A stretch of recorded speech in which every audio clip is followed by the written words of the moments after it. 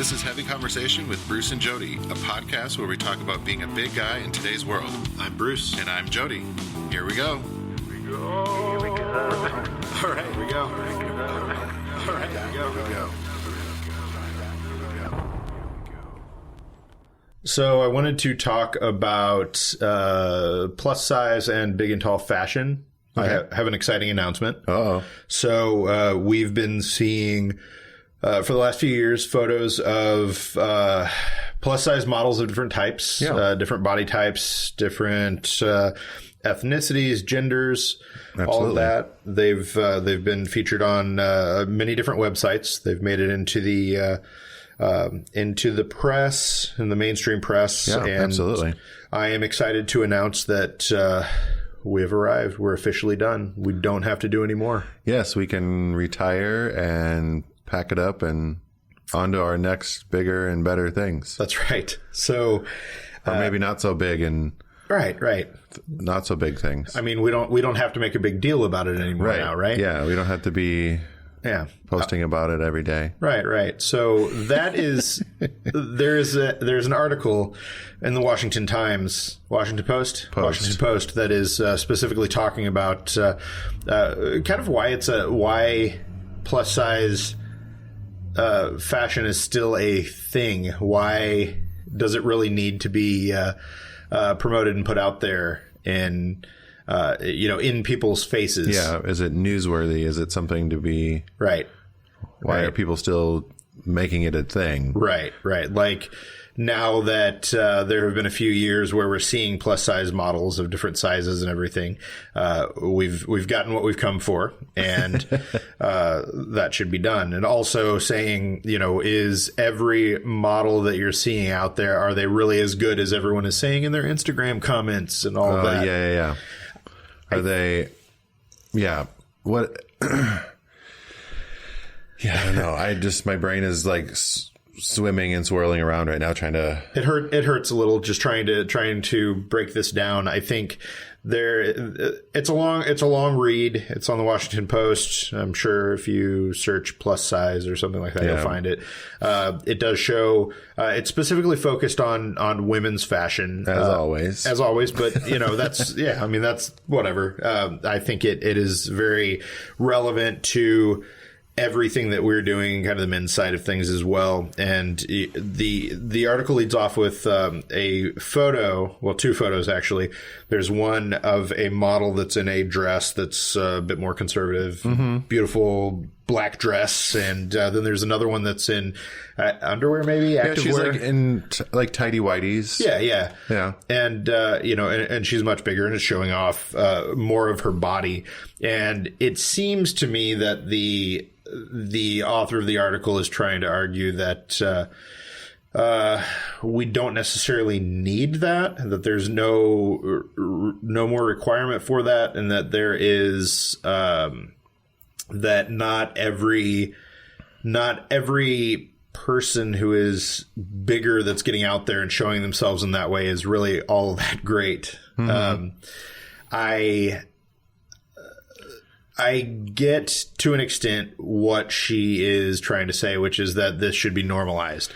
Now, I'm trying to work my way through this, and I'm looking at the best. This is a fresh, live nerve for us as well. Yeah. So my hope is that her intention is to say that plus size models, seeing bigger people portrayed in advertising, in pop culture and media, is something that should be normalized. That shouldn't be a big deal, because it should be part of culture and part of life, because it is just part of life. Included in everything. Right. Maybe it's not this thing that needs to be celebrated, or I don't know. Because everyone should be celebrated is basically the feel that I got from it. Now, I'm curious if anyone has read this. I'd love to get their kind of take on it. I felt like it was kind of meandering, the article. It kind of went everywhere and kind of... Yeah, she brought up a lot of different things, but then just kind of, brought them up. The thing but didn't explain it or talk about it. Right. And what kept coming back that I noticed a recurring theme was really just kind of this idea that not everyone who's putting themselves out there is a plus size person that's like getting into their underwear and showing off their photos. They're not necessarily, they're not all as great. They're not all equal. Yeah. I mean, and I also think she was talking about like, there was quite a difference between the two images, regardless of how much skin was showing. About one was, you know, quote unquote more flattering, and it was, sure, you know, she was retouched a little bit, and the other one was more, maybe a little bit more harsh, and the lighting was revealing more of her true, her everyday look, like her real look, you know, right. Like, and I believe more in the realness. Like, I want to see the real person or the real thing that they're doing. I don't want to see this super retouched, airbrushed thing. Sure. Because it makes it unreachable. It makes you feel less than sometimes. Right. You can't attain that in like, real life. Oh my God, this person is flawless. There's this... But everyone has flaws. You're just not seeing them. You know, they're covered up or hidden or whatever. And there's a preconceived notion that you can't be aspirational or inspirational, I guess. Yes, exactly. If you are, number one, a bigger person, and if you're not made to look a certain way in advertising and fashion and all of that, that definitely isn't the case. That societal norm or whatever that is, or not norm really, but there's a mainstream idea. Mainstream norm of what beauty and fashion look like. And I think beauty comes in so many different ways. Like, I don't know. I appreciated that photo of that model in her tidy whities. Just, she looks strong and confident and like, and I think there is... Yeah, this is me. Look at, like, I feel great. There's room for both. And if you look at mainstream modeling, you see both. You'll see a skinnier model who is dressed up and made to look, super glamorous for a specific type of photo shoot. But then you'll also see where they aren't wearing makeup. And it's more realistic. So there's space for both of those. Exactly. And I feel like the writer of that article was really missing that point. And was missing the point that, we've got models out there and we're showing them, so should this just be a thing that we don't celebrate? When you are in this industry, and this writer is a fashion writer, so this is something that she's probably seeing a lot of. And I know for you and I with our respective businesses, it's something that we're living every day and we're seeing every day. Yeah. So it is very easy to kind of get caught up in your bubble and to be like, oh, well, everybody's seeing this now. Everybody has the exact same experience. Exactly. And I know that for me personally, I've learned the hard way that isn't the case. That I may have a specific idea of, okay, everybody feels this way. Most people don't know, and they haven't had the experience to see someone who looks like them or is the same size or represents them in that way, portrayed in a positive light. Yeah, exactly. So just like, I do bearskin underwear all the time, and like, even just the fact that we work with men that are in their underwear all the time, that is not a normal thing for a lot of people. So when I see the pictures, it doesn't even register that it might be a little weird because they're guys in their underwear, kind of thing. But we try to be very real with our models, and just our quote unquote models aren't models. They're just real people, friends of ours, people we meet that are like doing great things. And we're like, oh, we'd love to, they just have this great energy about them that we want to capture and show other people that you can be big and aspirational and fun, and and that you deserve to have those same kind of feelings in the same kind of place as people in mainstream sizes. That should be an option as well. And I think the fact that we are still talking about it and still having these conversations means that we are not at a place where it's like, oh, okay, we've arrived.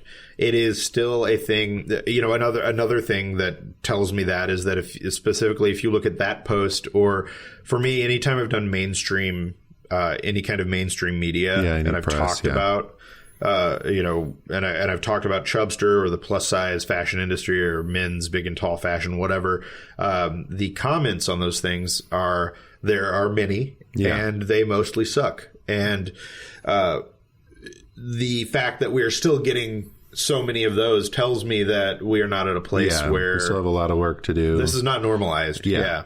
And there is a lot of work to do. So I just don't feel like we're at a place that the writer of that article wants us to be. There's still a lot of work that needs to be done. And I think even a lot of other big and tall brands, they're still kind of playing it safe with a lot of their models.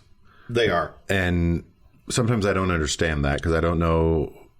They're big and tall, so why aren't you having big guys? Well, that's the other thing is that if you look at the industry, okay, so we are seeing steps forward. And when you look at major mainstream brands that are covering big and tall or plus size men's fashion, they have a very specific body type and a very specific model they're going for. And I get that, and I'm happy that we're seeing that and we're seeing that step forward. But we are not seeing a more diverse representation of who's out there and of who the customer is. And it is the idea that some of these companies are concerned that they won't see the sales, that this will affect their bottom line, that that the average customer does not want to see that kind of person. But I hear that, but I also think their average customer is bigger than that model. Totally. It's totally incorrect. What is the size that you're really selling every day in the store or online or whatever compared to that model that you're showing, you know? Right. And forget about like mainstream people. Like they're not shopping there anyways. Sure. Go for your target, you know? That's the thing that I always look at, especially when doing like mainstream press, is that you're going to get a ton of turds that are commenting all kinds of negative stuff. Yeah.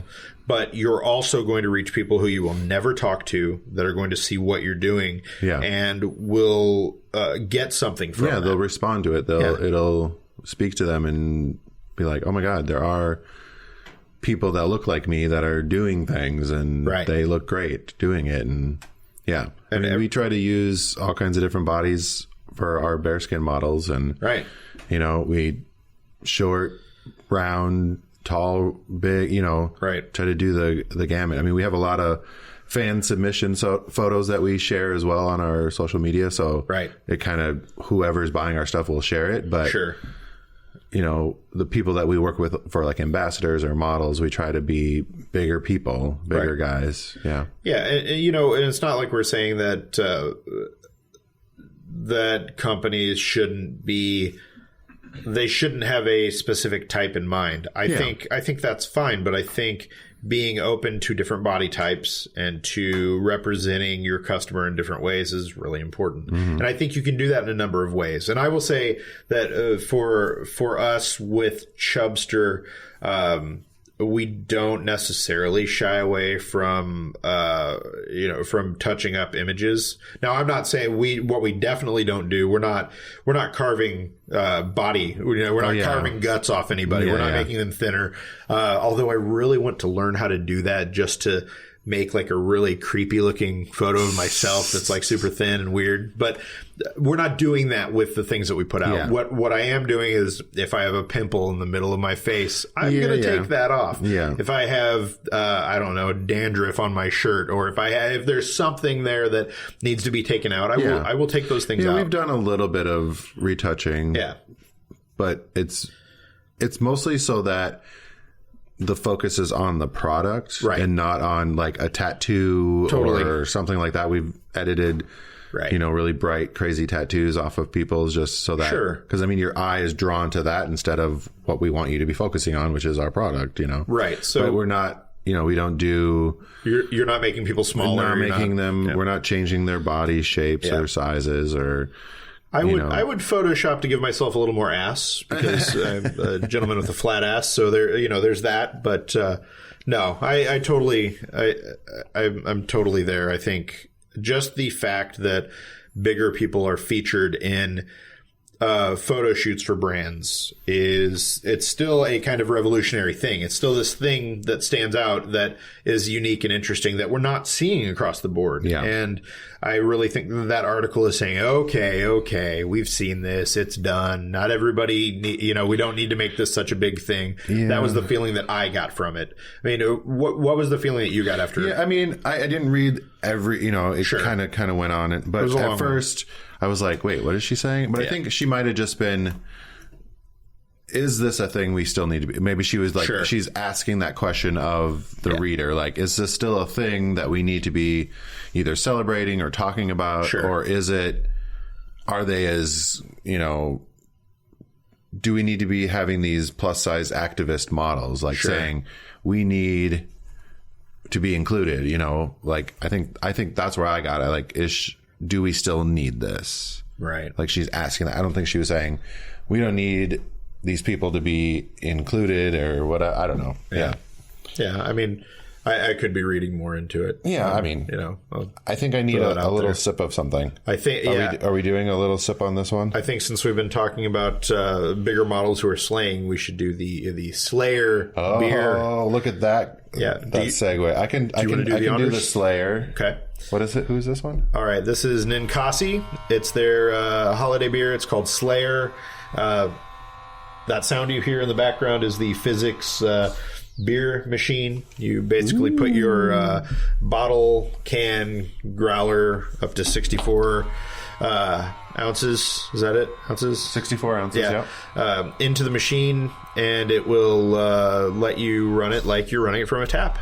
And you pour your beer into it, and you enjoy. Makes it smoother. You can add a head. The machine itself is, a little frothy. The machine itself is about the size of a Keurig, so you can take that with you. It runs on 4 AA batteries, so you can take it out wherever you're going. To your campsite or your barbecue. Yeah, or as I've said in the past, your office. Maybe your tailgate. Yeah. Tailgating party. That'd be fun. Yeah, right. So this was Slayer, Ninkasi Slayer. Yeah. This is a dark one. It is. If you want to set the Physics machine next to your bed, you can do that as well. You got these options. So, it is kind of a cool way to do that. It also, you just like put the bottle or can inside the machine or growler, and there's a tube that goes into it and it pulls the beer out. And it also works as a mini cooler. Will hold your beer and keep it cool for 24 hours, 48 hours, something like that. It'll keep it cold for a little while. You should be drinking it faster than that. Agreed. All right. This is a robust hop bitterness, that's for sure. Yeah, it punches you in the tongue.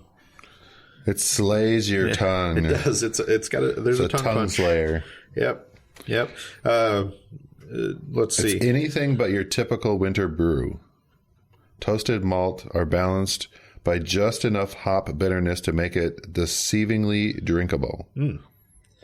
It is dry, absolutely. Yeah, it is. It'll stay with you. 7.2%. Oh boy. 60 IBUs. So hoppy, but I don't know. It's not the hoppiest. No, it's not the hoppiest, but it's bitter. More, I think it. I don't know. Yeah, But it is really dry. I feel that. It does feel like it's a holiday beer. It's a winter ale. Hoppy, smooth, dark. Yeah. Malty. Strong. Yep. This is really dark one. It makes me want to eat something. I don't know if I want I feel like I could go for some kind of sandwich with it, or some kind of like cheddar cheese or something like that. It feels like it would pair well. I'm not much of a food and beer pairing person. And beer pairing. Yeah. Well, we're going to have to do an episode on that sometime. Oh, yeah. How you pair, what you kind of do. I know a little bit about wine and food, but not beer and food. Yeah. How best to pair beer and wine together. Yes. That's the episode I want. Just don't. Yeah. All right. Well. So, I think this is an okay. I would say okay on this one. Yeah.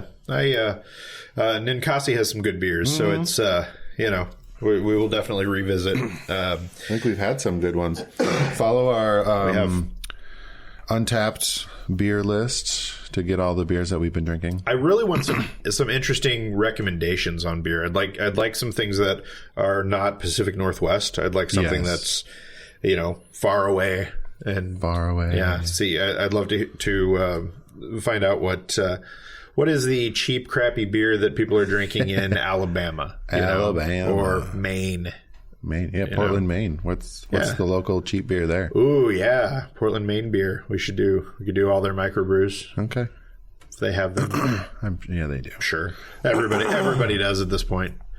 So what else? What else are you feeling about this article in this sort of genre of?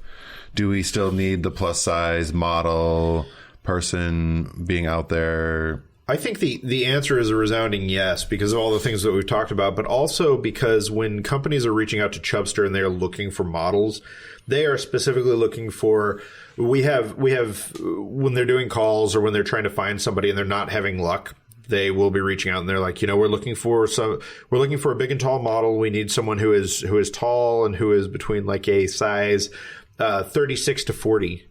That's, That's not big and tall. No, it's not. It's not. And so, you're trying to find. They're trying to find a specific type of model, and these bigger companies are slowly slowly making strides toward using different body types and seeing that can be good and that can work. And I know that for you, from what you've talked about for years with Bearskin, that showing those models with different body types and different sizes, it makes a difference. And you see that in sales. In sales and in just comments from customers or fans or people that have never heard of us. They're like, oh my God, I was scrolling through Instagram and saw your pictures and just was like, fell in love with it. And what can I do to work with you guys? I love your stuff. And I love those kind of comments. So it's obviously, it's still needed. It's still appreciated by, Right. And, we see that at Chubster when we do photo shoots or when we write articles and we're featuring different brands and talking about what's happening out there. It is something that's still needed. And it's something that, if it's something that you want to see, the best way that you can push those things forward is to spend money on the support the brands that are doing what you love, or and be share vocal it and be vocal with the brands that aren't doing it in the way that you want. And I'm not saying go out and crap on them. No, but you can send them a message and you don't need to comment nasty things all the time because that doesn't work. That doesn't work. What does? Yeah, I'm a bigger person and I would appreciate if you showed how your clothes look on a bigger body and blah, blah, blah, whatever. And I think there are a lot of reasons that maybe they don't. I think that first and foremost, it's the fear that showing a bigger person with what they would consider a non-traditional body type, but is actually which is very traditional if you go to anywhere in the United States. Totally. They have a fear that they're not going to make sales if they do that. That is, but, on the other hand, as I say that, there are a lot of brands that are reaching out to Chubster that are like, how do we work together? Yeah. And they want to. Well, they know there's money to be made there. There's money to be made. Right. But they don't know how to step into that. Yeah. Yeah. So we are seeing steps. There are steps being taken and things are moving forward. It's just in the context of this article, the point is it is very easy to be in our silos, in our bubbles, and be like, okay, it's done. Yeah. But that is not the case. And I think for some of us every day we're seeing that that's the case, that we need to continue to move forward and there needs to be more representation of every kind across the board. Yes. And, we still have work to do. Yeah. And we're at Bearskin, we're, trying our hardest to represent different bodies, but it is hard to find bigger models. I'll be completely honest, especially for underwear. I mean, a lot of people aren't completely comfortable to be in, plastered everywhere in their underwear, but we have a lot of great guys that have been courageous. And do you, when you're putting together your photo shoots or you're thinking about like marketing campaigns or things like that, do you have a specific do you have a specific like model type in your mind, or like a look? It's like a lot of times I think it's more of like a mood or a feeling or an energy that we're looking for. Bjorn does all of our, the visuals for our marketing and stuff like that. So he's kind of in charge of that, but it's more of like, how does the guy present himself? Is he confident? Is he comfortable? Like even people that we think are great, they're great friends. They're not always maybe going to portray themselves, sure. So yeah, it's more about like when we meet, we always have to meet with Modeling's the models. Hard. Modeling is hard. It is It's something. not as easy as people. You don't just get up there and stand in front of a camera. Yeah. You have to be able to move and have fun. And that's a lot of times part of it. A lot of times we're like playing music and like having them dance around and right. forgetting that the camera's there and capturing those moments in between what you think is the photo shoot. Yeah. I'm giving away secrets, but you're snapping pictures when you're just talking to them. Right.